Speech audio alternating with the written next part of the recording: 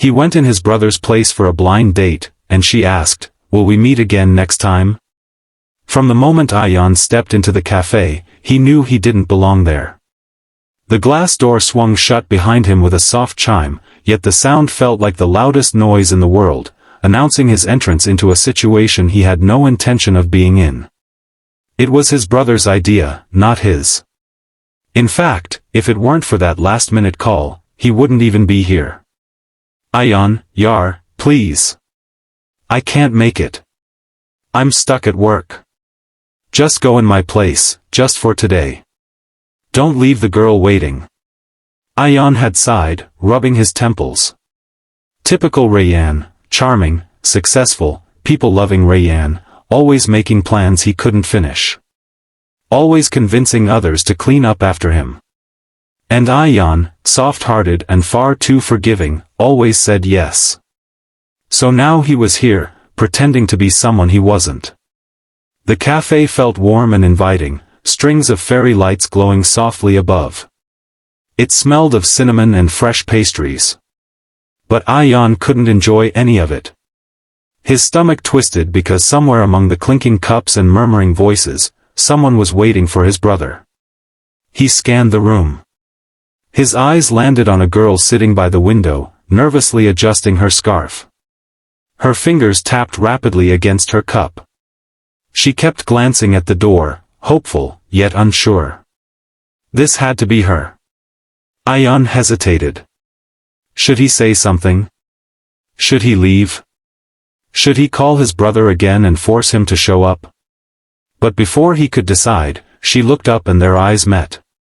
And Ayan froze. She had kind eyes, soft brown, shimmering with a mix of excitement and worry. She gave him a small, polite smile, the type someone gives when they're trying to hide their nervousness. For a second, Ayan forgot why he was even here. He took a breath and walked over. Hi. You must be Zoya, she finished for him, smiling a little wider. And you're Rayyan? Ayan's heartbeat stuttered. He opened his mouth, but the truth got stuck. Yes, he lied quietly.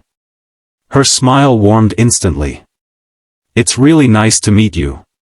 He sat down, feeling the weight of his deception like a stone on his chest. He told himself he'd clear things up soon, maybe after the introductions, maybe once she relaxed, maybe when he found the right moment. But the right moment kept slipping away. Because soon, they were talking. And she was laughing. And he was too. And Ayan realized he hadn't felt this comfortable, this genuinely understood, in a long, long time. Zoya wasn't what he expected. He thought she'd be like the other girls his brother usually met, confident, flashy, quick with small talk. But she was different. Gentle. Sincere. She listened when he spoke, even though he never said much. She asked thoughtful questions. She shared little stories about her life, nothing dramatic, just things like how she rescued stray cats or how she loved reading people's expressions. Everyone has a story, she said, stirring her cappuccino. Sometimes you just need to look a little closer to see it. Ayan swallowed hard. He wished she didn't look so closely at him. Because if she did, she would realize he wasn't the person she thought. But she didn't seem suspicious at all. Instead, she seemed relieved. As if she had expected someone entirely different and was happy it turned out like this. Honestly, she confessed, leaning forward a little, I was nervous about meeting you. My friends kept telling me blind dates are awful. But, here we are. And I'm glad I came. Ayan felt something inside him twist painfully. She wasn't supposed to say things like that. He wasn't supposed to feel things like this. Time slipped by too fast. When the waiter announced closing time, Zoya looked at the empty plates between them, startled. Oh. We've been talking for hours. Ayan nodded softly. He wished time could stretch just a little more, enough for him to find the courage to tell her the truth. They walked outside together. The night breeze was cool, carrying the distant sounds of the bustling city. Zoya tightened her scarf. "I had a really good time," she said, tucking a strand of hair behind her ear. She looked up at him, eyes shining under the streetlights. I hope this wasn't a one-time thing." Ayan swallowed. He opened his mouth to explain. "I'm not Ray." But before he could finish, she gently touched his arm. "Will we meet again next time?" 6 simple words. But they shattered him. Because he wanted to say yes. He wanted to see her again. To sit across from her again. To hear her laugh again. But it wasn't his place. For a moment, he stood completely still, torn between what he wanted and what was right. Then he nodded weakly. She beamed, relieved. "Great. I'll be waiting for your message." And just like that, she waved goodbye and walked away.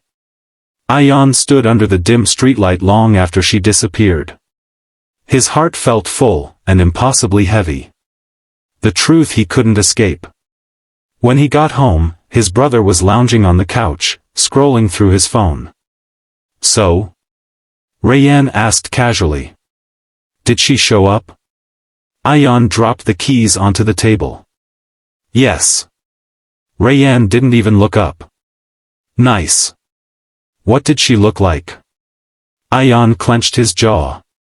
It doesn't matter what she looked like. That made Rayan pause.